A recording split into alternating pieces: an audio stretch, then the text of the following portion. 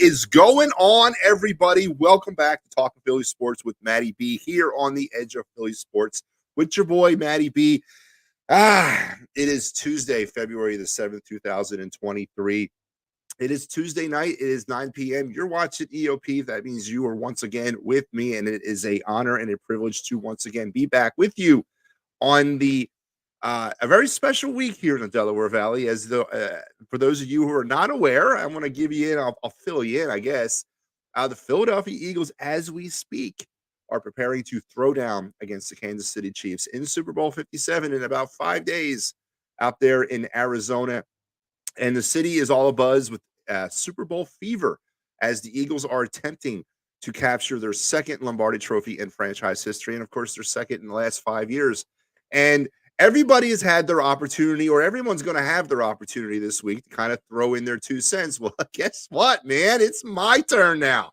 I have the distinct privilege and opportunity to come at you always early in the week, kind of to get I like to kind of look at myself as the guy that gets the juices flowing type thing, right? Give you something to chew on for the week, or give you something to think about as we move deeper into your football week, and seeing how this is the final football week of the 2022 season. I'm tickled pink to be able to have that opportunity with you tonight. And I think you're going to be surprised with some of the things I might have to say. I don't know. We'll see. But we have a lot to cover tonight, and it's going to be all Eagles. But I'm going to try to mix in some other football, because we had news today about the other football team here in Philadelphia. That's right, the other professional football team here in Philadelphia. And we'll talk briefly about them at the end of this. But of course, tonight is all about the Eagles. It's all about Super Bowl 57. It's all about the hype. It's all about the overhype. It's all about we're being disrespected by the national media. It's all about the internal struggles that Eagles Nation has with each other about certain aspects of this football team. And it's all about me and you. So let's get things started as we do every week here on the program. And that is with this week, or this day, I should say, in Philadelphia sports history. There was a few things out there I could have looked at for today. I looked around. There were 2 juicy things. But then I figured, you know what? Keeping with the Super Bowl theme, let's crank this back to Saturday, to be precise, February 4th, to be exact. And that was 5 years to the day, February 4th, this past Saturday, that the Eagles hoisted and celebrated their first ever Super Bowl championship, defeating the New England Patriots in Minnesota. At that time, unleashing hundreds of years, generations and generations of frustration. It was released onto the world, and it was a absolutely magical moment, magical time. I remember exactly where I was. I remember exactly what I was doing, and I'll never forget it, because you can never win your first championship more than once. And we finally got over the hump in Super Bowl 52, in a great game, a magical game, an explosive, offensively laden, classic play type game. Hell, there's a statue about it out in front of Lincoln Financial Field now.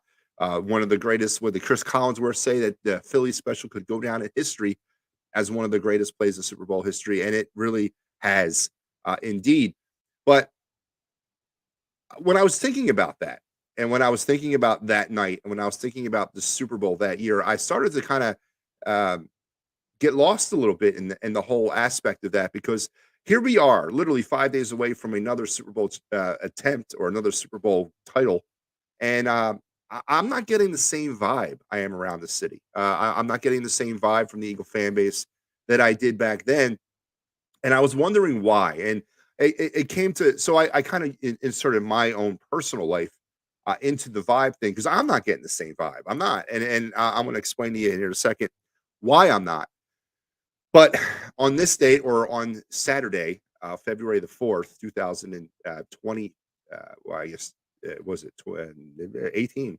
The Philadelphia Eagles won their first ever Super Bowl championship. And that is your day in Philly sports history, brought to you by the good people here at Talking Philly Sports with Matty B. So to finish up my little segment here, this Super Bowl, this run that the Eagles are on, and again, I'm talking personally, and I know everybody, if you talk to people out there, that they may try to gaslight you by saying, nah, it's all good. I feel the same way that I did back then. That's a lie, man. That's a stone cold lie because you can't. There's no way you can. The emotions that were released after winning Super Bowl 52 cannot be replicated because you can't win it for the first time twice. And since that night or since that game, there's been a million things that have happened with this football team. A million things. Some positive, some negative. And I have gone from a certain fandom place in 2018 to where I am now in 2023. And it is well documented where that place is. And that is a place of pessimism. And it's a place of non-believing. And I had an opportunity to kind of think back and reflect about how I got here. And it dawned on me, and I mentioned it in an earlier show throughout the football season, and I'm going to kind of restate it here. I feel bad. I do. I feel like I've wasted an opportunity this season because of the way I feel about this direction of this organization and certain people that are in charge of this organization. I feel like I've lost an opportunity to experience and to jump on what has been an absolute magical ride. 14-3 regular season. We've kind of stormed through the playoffs, and here we are at the Super Bowl. And all I can do is look at, okay, when's the other shoe going to fall? And I've been looking at things like that all season long because I'm not believing in the team. Now, do I regret it? No, I don't, because I'm not going back on how I feel. I'm not going back on what I've said or what I've the position I've taken. It's just that it sucks because I've wasted an opportunity. I've wasted a chance to be part of another magical Super Bowl run and to achieve what I've wanted to achieve in the long run, which was Super Bowl championships. But instead, I'm looking at this from a very pessimistic side, and I thought to myself, how did I get here? Where did I go? How did I get from Super Bowl 52 to Super Bowl 57? And how did I get from one side of the fan spectrum to this side? And obviously, I got there because of failed promises. I got there because of the running back of the 2017 team in 18-19, and then the complete disaster of 2020. And then I got there because I just lost faith. I lost faith in this organization in 2019, and I know exactly when that was too. It was in that late season game against the Patriots at the Link. That game, I was at Xfinity. I wasn't at the game, but I did go to Xfinity Live that night to kind of just hang out and enjoy the tailgate and then enjoy the festivities. And I remember sitting in the L station, waiting to go back up to the Northeast on the way back, and honestly thinking to myself at that moment, I questioned my Eagle fandom. I did. I questioned because I questioned the direction the organization was headed. And since then, of course, we had 2019 where we got into the playoffs, but then we had 2020 where it all fell apart. I've lost faith, and this season has not restored it for me. It hasn't, and I realize how that sounds, and I realize how somewhat ridiculous it might sound to some people, but I've lost faith, and I have an idea of how I can get it back, but it's a shame because it's been a great run. It's been a great ride. Win, lose, or draw this season will never be forgotten. Obviously, a win would be huge, but it won't be forgotten in any aspect. And it's a shame that I haven't been able to come along for the ride as I should have. So, but I'm not going to lament on that, nor am I going to regret that because there's a reason why I feel the way I do, and I'm not necessarily going to be out here to kind of, I'm not talking about that tonight. I'm talking about let's talk about the Eagles. Let's talk about the Chiefs. Let's talk about everything Super Bowl related as we are literally 5 days away from the big game here. And out there in Arizona, they're going through the Super Bowl protocol of Radio Row and all the over the top interviews and, drudging things up from people's past. I mean, just your typical stuff, right? And I haven't really been paying that much of attention to it because it's all fluff. It's all bulletin board stuff. They're trying to raise the drama level, and that's what journalists do, and that's what the media is all about. But I'm going to focus in on the Delaware Valley, folks, because last week I came on this show and I was very honest about my opinion about the San Francisco 49er game. I thought the Eagles were going to win that game prior to Brock Purdy getting hurt. And then when Brock Purdy got hurt, it was obviously open season and the game was over. And we didn't have really much else to talk about last week. It was that game, and then that was it. It was a relatively quiet week in Philadelphia sports last week. We didn't have any hockey going on. We had sporadic basketball, but it was a very quiet week as we were preparing for the Super Bowl. And it was funny because the beginning of the week, it was all about dissecting the 49ers. It was all about getting into the X's and O's, how we just dominated and blew their doors off, and reveling in that, reveling in the opportunity that we're going to get a chance for the Super Bowl. And then by midweek, though, we had shifted that focus, and now we were sitting there justifying why the Eagles should be in the Super Bowl, and sitting there and deflecting the naysayers, saying, "Well, the Eagles don't deserve to be there because of X, Y, and Z. They've had an easy schedule.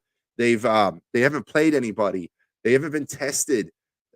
You know, they had to play a third string quarterback and then a fourth string quarterback in the championship game." And you know what? You're right. That's all those statements are absolutely true. The Eagles have had an easy schedule. They've had an easy path to the Super Bowl. And it befuddles me that the Eagle fans that I know, and not all of them, but some of them, a lot of them actually, cannot wrap their heads around that. It's okay to accept that. It's okay to say that the Eagles have had an easy road to the Super Bowl because it's not the Eagles' fault. They had no control in that. They played who they were supposed to play. They built their team the way they wanted to build it. Other teams didn't, and the Eagles rolled over them. That is not a bad thing. They have had an easy road to the to the Super Bowl. It's been an off year in the NFL. There are four elite teams in the National Football League. Three in 2022. Three of them are in the AFC. All right, and now obviously we're not going to be able to play all three of them. And the Eagles in the NFC. The NFC was garbage of the hot variety in 2022. And if anybody's going to sit here and try to pump the Eagles up by saying, well, no, they just handled their business, they're lying to you. It was an easy road, but it's not necessarily was a bad thing to accept. They got lucky. They got what they deserved because of what they did their work and the other teams didn't. But it was an easy path to the Super Bowl. So I had to listen to that.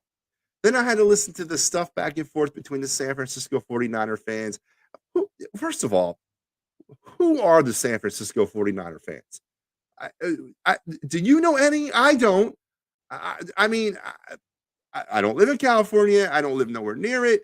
I just don't really go, the 49er fans. It's not like, oh my God, they're going to come. No, I don't know why anybody cares what they have to say.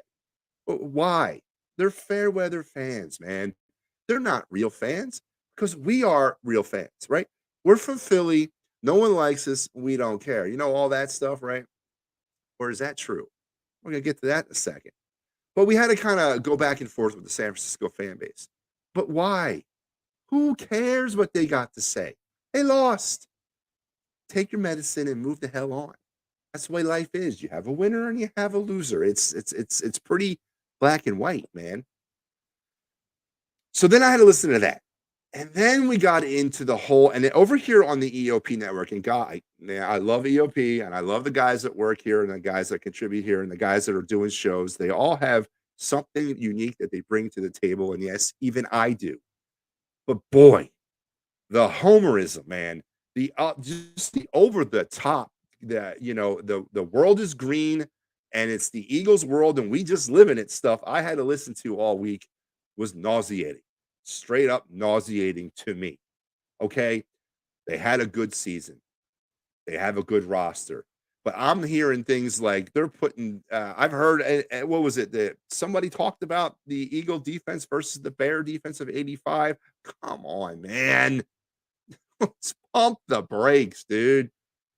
They had a great run. But I've had to listen to some of the most overhyped, over sensationalized stuff over the last week. It's sickening, man. Yes, there's flaws with this football team, folks. I'm gonna make you aware of that. It's not all roses. It's not all sunshine. We have injury concerns, right? We've only averaged 10 points in the second half all season long. There are issues with this team. We don't know what defensive coordinator we're going to get week to week to week. There are issues with this team, but boy, not the way that the EOP gang and rest of Philadelphia has been talking this past week. I understand. Let's get hyped for the game. I understand that, but Come on, man. Let's keep it real. One of the things that I was so proud of the Eagle fan base for coming out of the Giant game, heading into the San Francisco 49er game, was the level-headedness, the non-overconfidence. The fact that, okay, we handled the Giants, but the 49ers are going to be a whole different thing. It's going to be a whole different team. We got to like prepare for that. And it was so level-headed. There was no overconfidence. Well, that crap's out the damn window. I mean, it's not there this week. I've heard score predictions 41-17 Eagles. Someone on the EOP network is predicting the Eagles to win 41-17. You do know they're playing the Kansas City Chiefs, right? You do know that they've never played to date in the year in the season of 2022 any team close to the level that the Kansas City Chiefs are. They've not even attempted to play a team like that. They haven't squared off against a quarterback at the Pat Mahomes level since last year when they played Pat Mahomes, all right? And they lost that game. Okay? They haven't squared off against a quarterback in his level all season. So to make a very bolsterous 41-17 prediction, come on, man. Who I don't understand it. I can't wrap my head around it. I honestly think it's going to be a great game. I think it's going to be back and forth, back and forth, back and forth. It's going to be high. I think it's going to be a high offensive game. But the Eagles are not going to dominate 41-17. They're just not. It just ain't going to happen with the type of talent that the Kansas City Chiefs have on that side of the ball. Now, granted, without Tyreek Hill, it's a different team. They're down on earth a little bit more. I understand that. With a dinged up Pat Mahomes, maybe a little bit further down. But how dinged up is he going to be? And how dinged up is Jalen Hurts? We've stopped talking about that like he's healthy. What has he done? What has he really done with the football outside of a couple passes against the Giants that makes you think that he's 100% healthy? He hasn't really broken the ball. He's not moving around the pocket like he has prior to that shoulder injury. He hasn't. Is that game plan? Potentially. Is that trying to preserve your quarterback? Absolutely. But there's some injury concerns with Jalen Hurts too. We've stopped talking about that like it doesn't exist, but they're still there. There's injury concerns with Lane Johnson as well. He keeps on ripping that thing apart every time he plays. So there are concerns. And I am never, even if everybody was 100% and Pat Mahomes was wearing a cast on his leg, I would still never predict the Eagles to win 41-17 in the Super Bowl against a Super Bowl winning quarterback, a Super Bowl winning coach, and also the all-time winningest coach in Eagle history against Nick Sirianni and Jalen Hurts. That's not going to happen, man. And maybe it does. And if it does, good for that person to pick the score. But yeah, just not feeling that. But so anyway, I kind of got off on a tangent. The overconfidence and the overhype that's been coming out of the city is concerning. And it's concerning for a couple of different reasons. And the one reason that I said, basically, I just said it. The Eagles have not touched a team like the Kansas City Chiefs all season long. All year long, I kept saying, I want to see them play this team. This is the test. This is the week that they prove it to me. This is the week that it's going to be like in cement, boom, boom, boom, boom. We're good. And every week they kept doing that, knocking down the doors, man, knocking down the targets, whatever. And now we find ourselves waiting for the Super Bowl, and now we have nothing but reflection.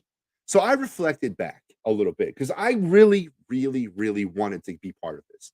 I took one last chance. I took one last hard look at myself. I took one last hard, let me go back because I really want to be part of this. I want to enjoy this the same way everybody else is. So let me go back one last time. Let me look over the schedule. Let me try to wrap my head around what everybody else is enjoying and let me enjoy. I want to come on for the ride. I want to enjoy this too. I want to be part of the parade. I want to go back down and do all that stuff. So I went back through and I looked over the Eagles schedule just one last time to try to get some perspective. Try to get some, okay, boom. All right, maybe I was wrong here. Maybe I was wrong there. I tried to do that. But folks, I couldn't.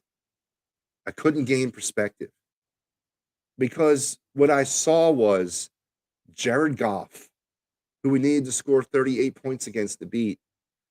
Kirk Cousins, who, yeah, at that time in week 2 was considered a huge win because of what we did to him.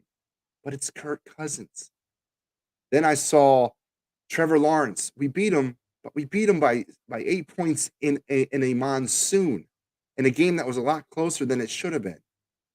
I saw Kyler Murray in a game where we beat him by 3 points. I saw Cooper Rush in a game where we dominated. I saw Kenny Pickett, come on, in a game we dominated.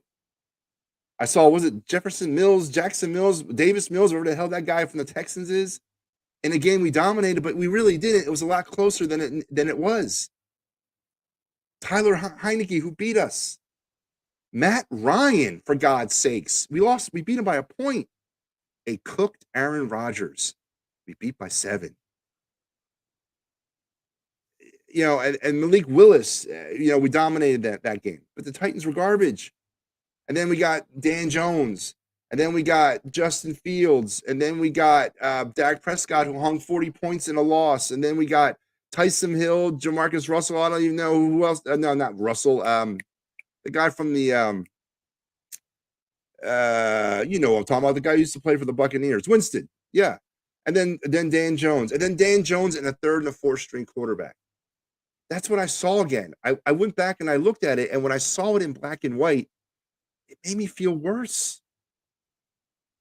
It made me feel concerned about the fact that the Eagles now are going to go up against Andy Reid, a team that battled their butts off against the Cincinnati Bengals and probably, by all intents and purposes, should not be in this position because of a really bad penalty.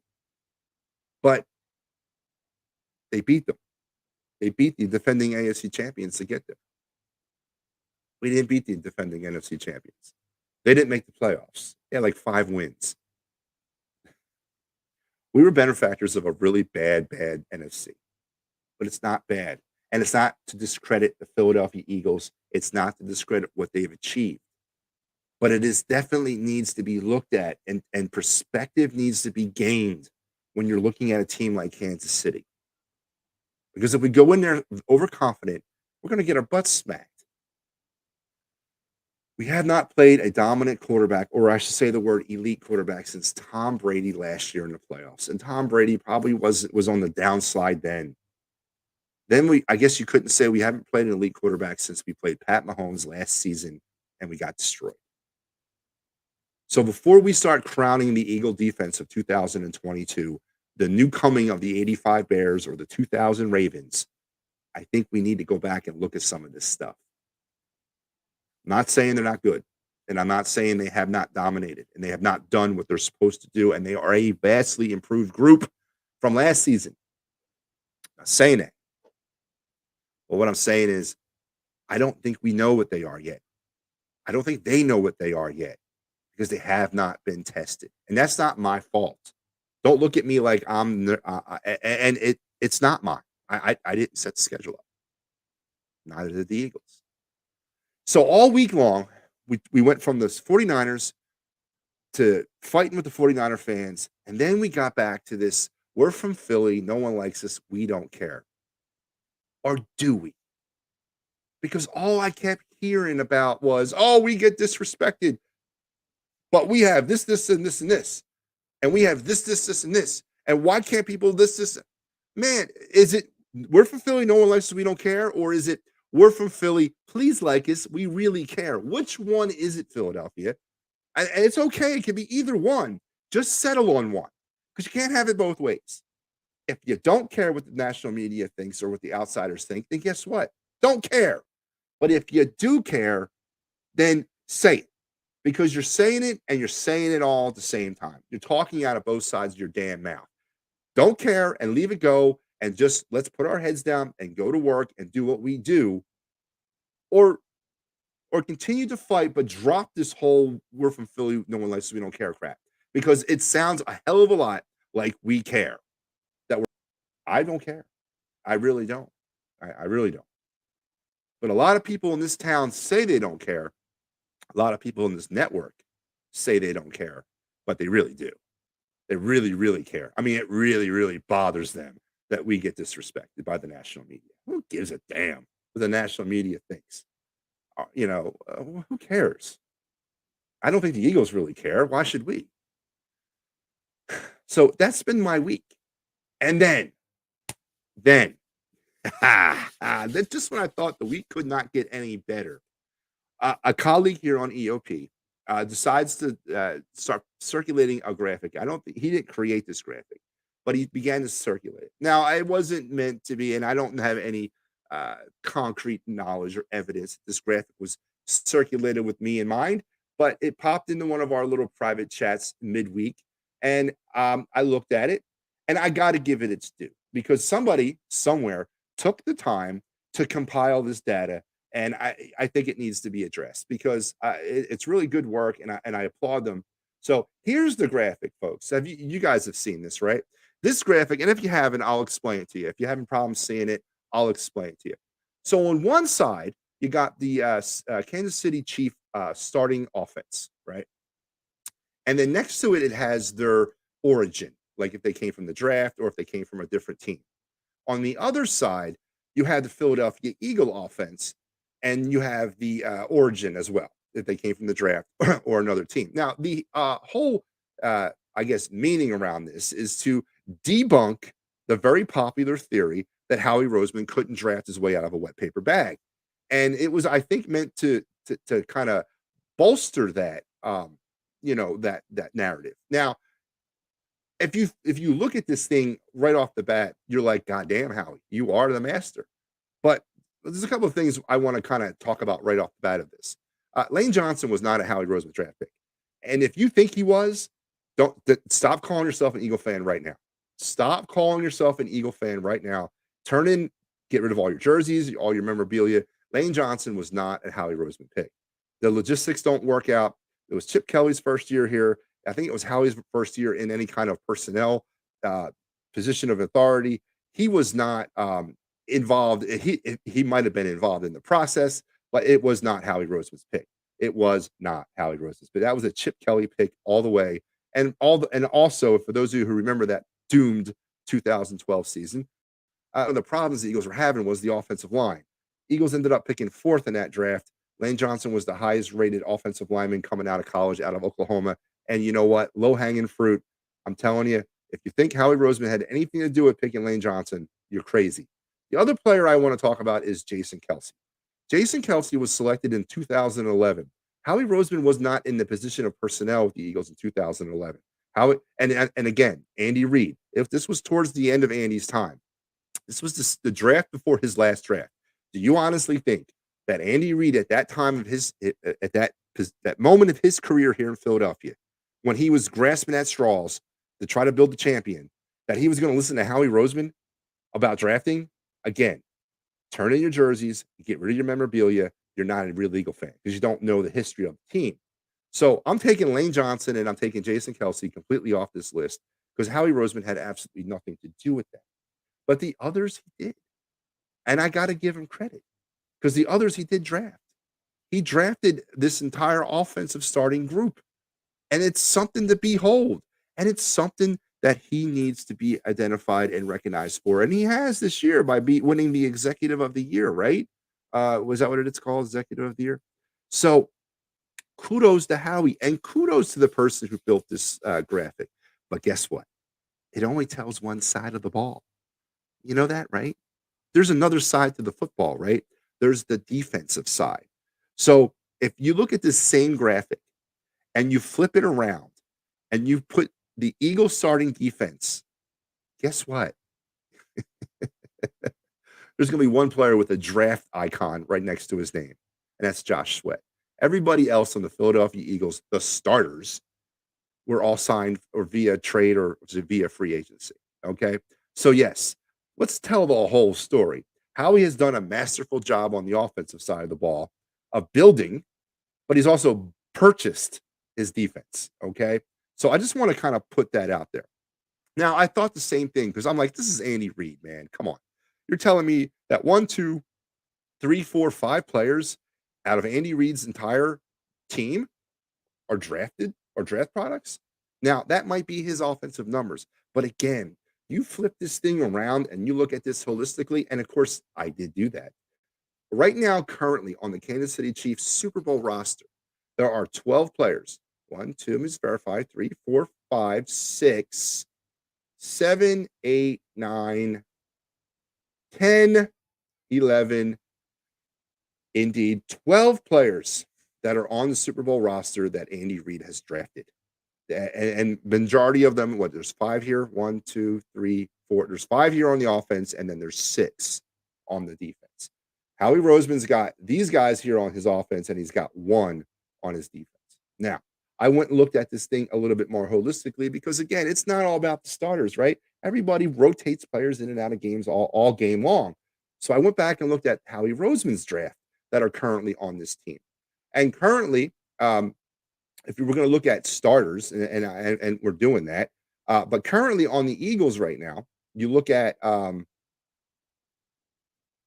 this as 1, count them up, 2, 3, 4, 5, 6, 7, 8, 8, 8, 12 to 8. Kansas City wins. So I understand what the intent of this graphic was. I understand it was to strengthen the Howie Roseman. He's a decent drafter. It fell a little short for me because it didn't tell the whole story. But again, I'm not going to sit here and badmouth Howie for what he's done with this team this year. I mean, it's impossible for me to do that because he's done a great job. So that's my week. That has been what I've endured this week, building up to this game. And finally, we've turned the corner, and here we are heading into the actual game, heading into the actual football part of the Super Bowl. And this is what you live for, right? This is where it metal meets the road, winner take all. We're going to win a Super Bowl, or the Kansas City Chiefs are going to win a Super Bowl. The Andy Reid story about being, winning as head coach and firing Nick Sirianni off his staff, the Kelsey brothers, all that is fluff. All that is just this like bulletin board stuff, right? All that is to kind of incite responses. It's going to mean nothing once the game begins, right? Because Jason Kelsey and Travis Kelsey aren't related as soon as the ball is kicked into the air. And you know that's the truth. They don't care. Knock each other's heads off if they got to in order to win. Andy Reid is probably looking at this thing a little bit with a revenge factor. I mean, don't forget, the Eagles fired him, right? I mean, after 14 years, that was the reward he got. He got fired. Nick Sirianni got fired by Andy Reid when he went to Kansas City. So I don't think there's going to be a lot of kumbaya going on that field come game time. And so it's time now to kind of look at the X's and O's. And so I decided to look at this thing position group wise. I'm not going to go down player by player. I'm not going to do that. I am going to look at this position by position or group by group. And I'm going to try to kind of, because I'm still back and forth about who I think is going to win this game. And at the end of the show, I will give you my prediction and score. But in order for me to get to that point, I got to look at this thing somehow. I know what my brain tells me. I see what that draft slide tells me or that draft graphic tells me. And all that doesn't mean anything. It really comes down to where we are, who's a better football team, and who's a better team on Sunday. Maybe that's what it is. Maybe it's not who's a better football team, but who's a better team on Sunday is really what we're trying to get at here. Who can be that team? Because don't forget, any given Sunday, it all is all relative, right? So let's look at this. Let's break this thing down. First thing I want to take a look at is the Kansas City Chiefs starting offensive line, and I want to push them up against the Eagle defensive line. Now you're looking at the likes of you can count Travis Kelsey as part of the Kansas City offensive line. I'm going to, but I'm also going to count him as part of the receiver group. But I'm going to count him as part of the offensive line. Then you got Orlando Brown, Joe Thuney, Creed Humphrey, Trey Smith, and Andrew Weil. That is your starting offensive line for the Kansas City Chiefs. And of course, they are going to be opposed by one of the most dominating or the most dominating front group the Eagles have had in some time. Brandon Graham, Fletcher Cox, Javon Hargrave, Josh Sweat, right? This is a group that has gotten better as the season has gone on. They have begun to get pressure. They have begun to harass the quarterback. They are causing havoc, and they are opening opportunities for the likes of Kazir White, TJ Edwards, and Hassan Reddick. And they are also opening up opportunities for James Bradbury, CJGJ, and Reed Blankenship out there in the secondary. They are causing a lot of problems for teams. So I went back and I tried to look at this again holistically. So as far as the Kansas City Chief offensive line or the Kansas City Chief offensive group, they've allowed 55 sacks this season. So Pat Mahomes and whoever else they heard back there has been sacked 55 times. The Eagle defensive group, now not necessarily the defensive front, but the defensive group has registered 44 sacks. 44 sacks. So I don't know. It kind of, I guess, averages out, or it gives that battle a little bit towards the Philadelphia Eagles. I can see it that way. I can see that the Eagles may have the edge here. You want to put Travis Kelce in the mix for the offensive line and say that he could potentially be something. I don't necessarily think that's the case. Travis Kelce is not. He's not there to block. He's there to catch. He's there to catch passes, and he may not be a factor on the offensive line, but he may also be a factor inside that Eagle linebacker core. But I am going to give, based on what I have seen from the Eagles this season and their maturation, and not necessarily the group that I spoke of, but the way they rotate players in and the way they've used Linville Joseph and Ndamukong Suh and the way they've rotated Jordan Davison, who's maybe was not quite ready for the spotlight of being a starter, but it has really fit well in that rotational scheme.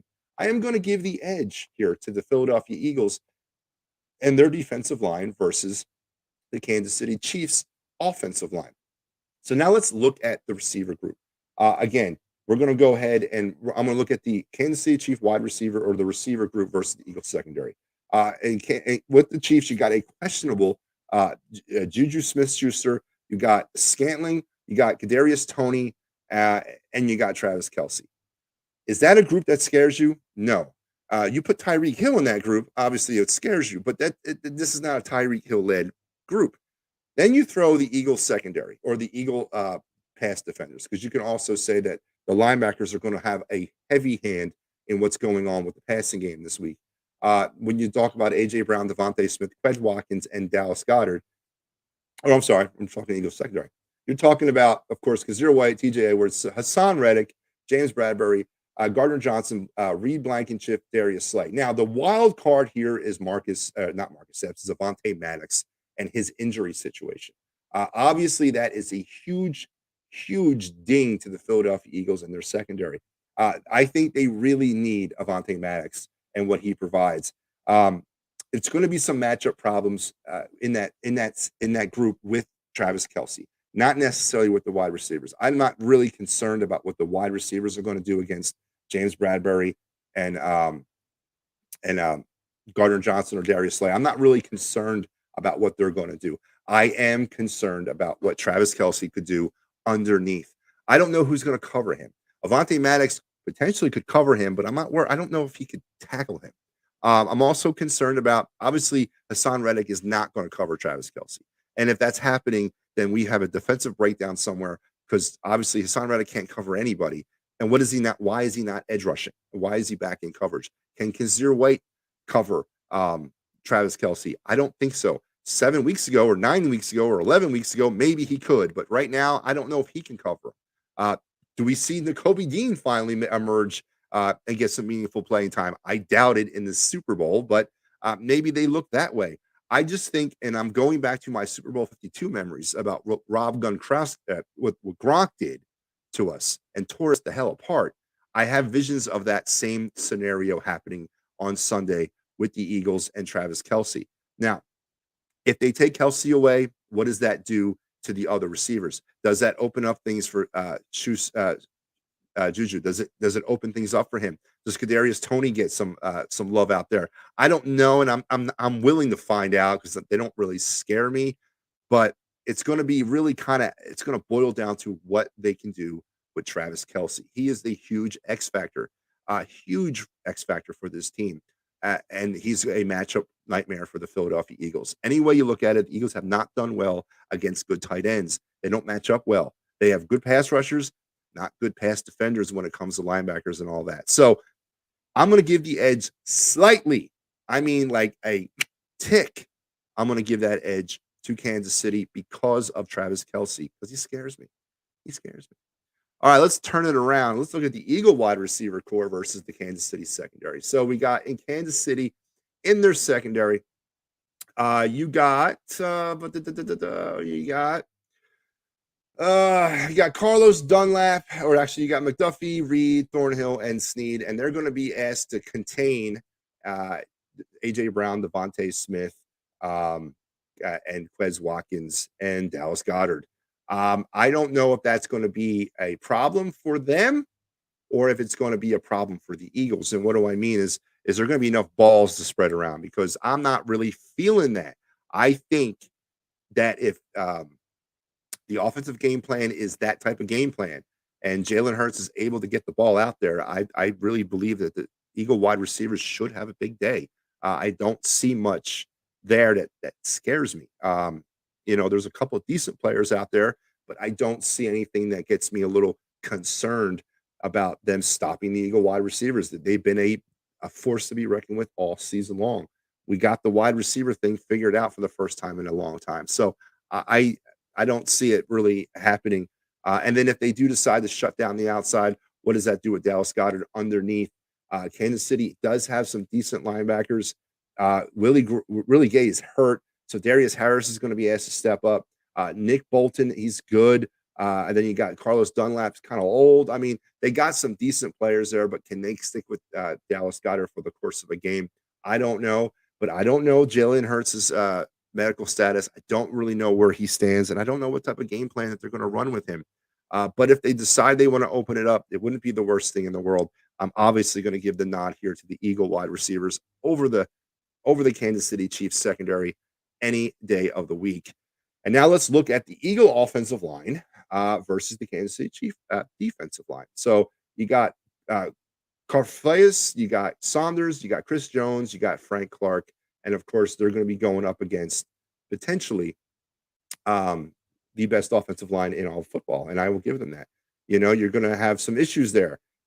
Lane Johnson, Jordan Mailata, Landon Dickerson, Jason Kelsey, and Semalalo, who may be playing his final game as an Eagle. What do you look at this group? What is the situation here?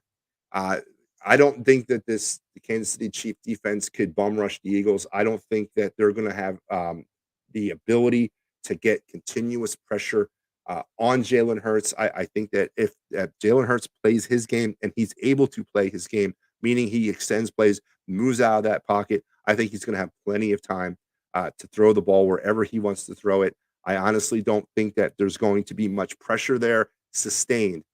Maybe Andy Reid knows that too, and they're going to do something different. Maybe they put a spy. I don't know what they're going to do there, but I'm not really worried about that defensive front against our offensive line.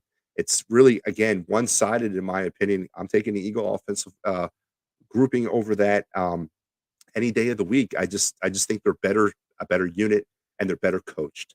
Jeff Stoutland, by the way, with that contract extension, is going to stick around for a while. Now it leads us to the quarterbacks. Now, this is where it's going to come down to it for me. I think when it's all said and done with, this is where it comes down with. And it comes down to Pat Mahomes, Jalen Hurts, right? Is Pat Mahomes going to be better? Visibly in the AFC Championship game, he could not throw the football. He could not drive. He couldn't plant and drive. He just couldn't do it. That ankle sprain was too bad. He was limited in his mobility, but he still could move. Now, 2 weeks later, is a high ankle sprain gone in 2 weeks? Probably not. Most definitely not. But is it better? Yeah, it's probably better. But what version of Pat Mahomes are we going to get? Are we going to get the Pat Mahomes that's, you know, looking to play for another day, or is he going to leave it all out there on the field? Don't forget, he's been to a Super Bowl. He's been to a couple of them. He's won one. He knows what it's like. This moment he has been through. He's been tested through this. He's come out good. He's come out bad. I think he can keep himself nice and level.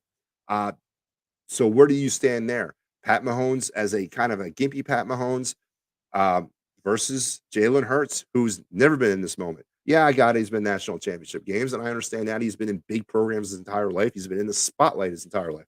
I understand that. But this is the Super Bowl. This is different. Is Jalen Hurts going to press? Is he going to feel like he needs to make the last play the last play? Is he going to think that it's fourth down on every down? I don't know. That's not been what the Jalen Hurts has been this season. He's been a different quarterback. He's been more level-headed. He's been more polished. He understands situations a little bit better. He's reading defenses a lot better. But what version are we going to get? And how exactly healthy is that shoulder? No one talks about it.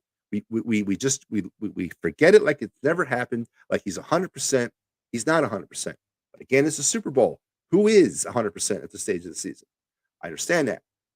But what version of Jalen Hurts are we going to get? Is the moment going to be too much for him? Is he going to crumble under that pressure? Is he going to try to win the game on every play? That remains to be seen. But with all that being into consideration, and of course with the players around them, I got to go Pat Mahomes. I got to go there. I just think, based on history, he's got the upper leg here, in my opinion. I just feel that he's the better quarterback at this moment. Now, whether or not on Sunday that's the case, we'll see. But going into this, if I was a betting man, I'm taking Pat Mahomes. And now the final position group before I give you my prediction and my score, head coaches, man. Listen, say what you want about Andy Reid. Andy Reid has done so much for this organization. Half the fan base will never even know what he's done. Half the fan base will never even understand what it was like before Andy got here. They'll never know it. They'll never have to experience it because of what Andy Reid did in the 14 years he was here. We were a joke in the National Football League in the 1980s.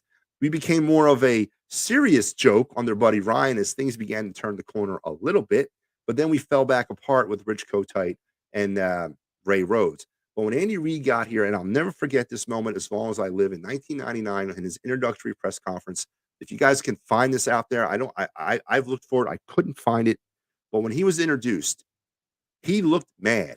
I mean, he was sitting up there on the little stadium there, a little podium, whatever it is, and he had a pissed off look in his face, like he was upset. And when asked, about, oh, are you happy to be here? Blah blah blah. He's like, we are a bad football team and we got to get better, and I want to get to work. I mean, it was all business, and I knew at that moment that, oh my God, we found ourselves our new head coach, and we finally found our new head coach. Now he was like the eighth choice. Was he the offensive lineman coach of the Packers at the time? But in the 14 years that he was here, he brought this organization from a state of irrelevance to a state of relevance. He brought us to the forefront of the NFL. And now, as time is creeping on and he's moved on now, what, 12 years? What is it now? He's been gone 12 years. We're starting to forget that. But what Andy Reid did for this organization, whether you like him personally, whether you agree or disagree how he handled certain situations, and obviously we never got the job done here permanently, but whatever that is, you can never take away what he's done for this organization. And he's gone on to Kansas City and replicated it with another organization. The Chiefs were in a dumpster fire when he took them over, and he's led them back to the Super Bowl, what, 3 times out of the last 5 years. You cannot discredit that. Now, Tyreek Hill, Pat Mahomes had a lot to do with that, and Travis Kelce, but yeah, he drafted all those guys, by the way. He had a lot to do with that. So there's no way in God's green earth I can go against Andy Reid. Andy Reid to me is the superior coach until Nick Sirianni shows me otherwise. And Sunday is a good start with that. But I just feel that Nick Sirianni is probably digging the moment. He's probably trying to keep his players fresh, healthy, loose. But guess what? I need you to coach too, man. So I'm going to go Andy Reid all day on this one. It's a no-brainer for me. I got to give the upper edge to Andy Reid and his coaching resume and what he brings to the field on Sunday. So there you have it. That's my breakdown of the game in terms of position battles. And through all that, and through all the cloud of smoke and dust, through all the deliberation, through all the ups and the downs, I have landed on a score and a prediction that I am prepared to give to you right now, or I should say after we do this, we do the advertisements. Remember, here on the Edge of Philly Sports, it is Tuesday. Got you covered all week, guys. Don't worry. Shows for everything you're looking for, and of course, take a look there on Sunday. We got you covered on game day, pre-half and post game, everything you want. Make sure you're checking everything out on the Edge of Philly Sports Network because we're not going anywhere. And we got you covered and leading you all the way up into the Super Bowl. And tomorrow night, this is a big one. The pep rally there at Dolan's Bar down there in Ridley Park in Delco. Tomorrow, 4 p.m. to 5:30. That's Wednesday, February the 8th. Join Hollis Thomas and Mickey Morandini. Man, I said this on the Clear the Ice show last night. You cannot have an Eagle pep rally without Mickey Morandini. I mean, thank God they got him. Uh, they're going to have autograph giveaways and so much more. 4 to 5:30 tomorrow at Dolan's. Join them for the Eagles pep rally. You will not be disappointed, just like you wouldn't be disappointed with these guys right here, Philly Sports Strips. All the great stuff they got coming up. You see those 2 spring training venues that are sold out. But guess what isn't sold out is the trip to Yankee Stadium in early April and a trip to Kansas City for the draft there at the end of the month of April. And then Brooklyn to see the Nets there on February 11th, which is coming up here on Saturday. So make sure you check it out. Philly Sports Trips and everything they have to offer. So enough. I'm ready. I'm ready to give you my prediction and my score for Super Bowl 57. With everything I've said and with everything I've been through and with everything I tried to do at the last minute to believe and come on board with the Philadelphia Eagles in 2022, I've landed on this spot. I don't believe, and I can't get on board. I just don't think this team has been tested yet, and I think when they play Kansas City that they're going to fail. I got Chiefs winning Super Bowl 57 by a final score of 33-24. And God have mercy on my soul. I realize that. All right, but I'm not going to cower away from it.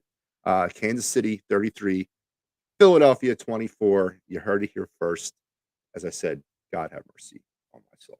Now, before we say goodnight and we go out, I do want to hit on one other football note here in Philadelphia. Today, the 2023 Philadelphia Stars, the defending Northern Division champion Philadelphia Stars, their schedule was released. And starting on April 15th, they will defend their Northern Championship as they will play all their home games this year at Ford Field in Detroit. Yeah, I don't know why, but that's where they're going to be. Of course, if you guys were following USFL last year, I covered it for EOP, and it's going to be my privilege to do it again. It was I love the Stars. I love what they bring. It's nostalgic for me. I watched them when I was a kid, and I'm digging them now. And they obviously went back to the championship game last year, but they'll be playing all their home games in Detroit, and starting on April the 15th, they will kick off their season, I believe, against Pittsburgh. Let me just take a look real quick. I have it up here. Nope, sorry, the Memphis Showboats on April the 15th at 4:30. That game can be seen on Fox. Make sure you're tuning in, man. Support the Stars because we have another football season to get ready for here in about a month or two. So there you go. Philadelphia Stars getting ready to kick off their season. And don't forget Sherry's tickets. Listen, if you're looking to get tickets to the Super Bowl, why not? Let's check them out. You got Sherry's Ticket Town. They can be reached at www.sherrystickets.com. Family owned and operated since 1946. Save an additional 10% off when you enter the promo code EOP10. And if you're not looking for Super Bowl tickets, but if you're looking for other sports, concert, or theater tickets, that's the place you want to look at. Sherry's Ticket Town. Head over there and check out everything they got to offer. And then finally, if you're looking to enact some revenge upon me for my prediction and score, I know I'll be calling this guy, Dave Cherry, 610-565-0300 for all your workman's compensation, motor vehicle accidents, personal injury, and criminal law. Tell Dave that EOP, Matty B, and Talking Philly Sports Matty B sent you. So, folks, that's going to wrap me up today. And I'm sorry to be the bearer of bad news. I really am. I wanted to be. I wanted not to be. I wanted to get on board, but I will be enjoying the game. And I predicate everything about what I say about the Eagles is I hope I'm wrong. I do. And I hope they win. I do. But I don't see it. 33-24 Chiefs is my prediction. And if you have heartburn with that, bring it on. We'll talk about it. But I'm entitled to my opinion. Just like you are too. So I'll stand by it. And again, I hope I am wrong. But until we talk again next week, go Birds. I really mean that. Go Birds. Let's do it. Prove me wrong. And that is the news. And guess what? I'm out of here.